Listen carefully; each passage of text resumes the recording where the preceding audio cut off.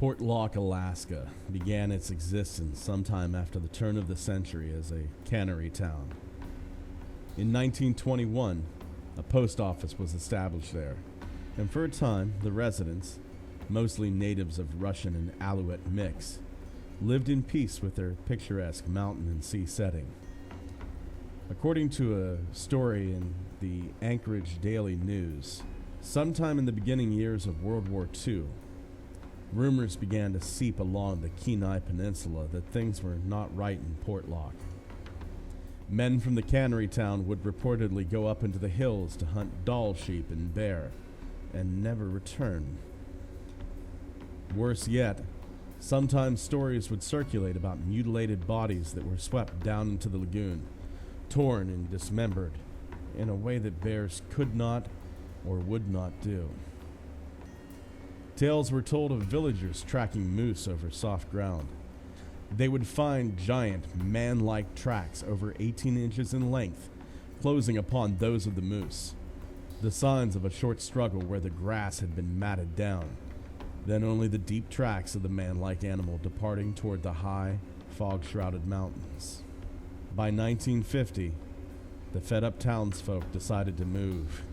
Even into more recent times, the Bigfoot reports haven't stopped entirely.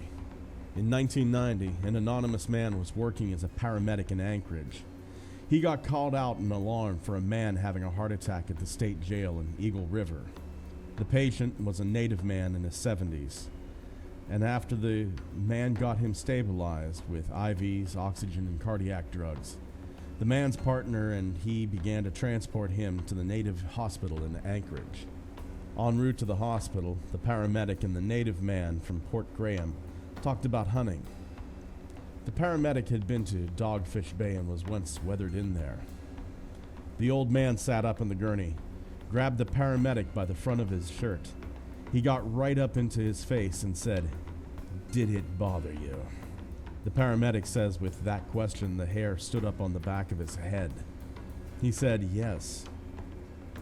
The native man replied, "Did you see it?"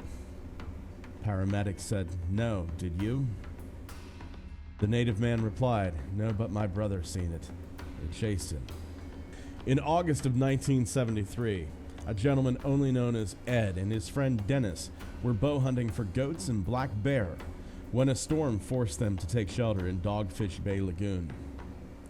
They beached their skiff and let the tide run her dry. After a dinner of broiled salmon, the two men returned to their tent. They left the fire burning, cleaned the pots and pans as to not attract bears, and turned in for the night.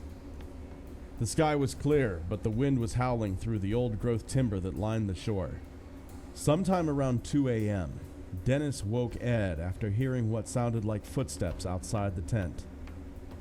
It wasn't a bear. Ed said the walking, or rather creeping, continued until it half-circled the tent. In August, there is still some light in the sky in Alaska until about 10 or 11. Ed recalled that they were all embarrassed about being afraid about the coming night. They had a flashlight and the rifle in the tent between them, locked and loaded. Ed finally dozed off, but woke right up whenever Dennis squeezed his legs. The illuminated hands of Ed's watch showed that it was 2:30 in the morning. Dennis was already sitting up and had the rifle in hand. Ed heard the first step, not more than 10 feet from the back of the tent. Whatever this was, it sounded like it was walking on 2 feet. It made the same semicircle around the tent. When the men finally got enough courage to crawl out of the tent and turn the flashlight on, they saw nothing. The third night, the men decided that if whatever it was bothered them again, they would come out of the tent shooting. It never came back the third night, or the following day. The men soon had a break in the weather and got out of Dogfish Bay Lagoon.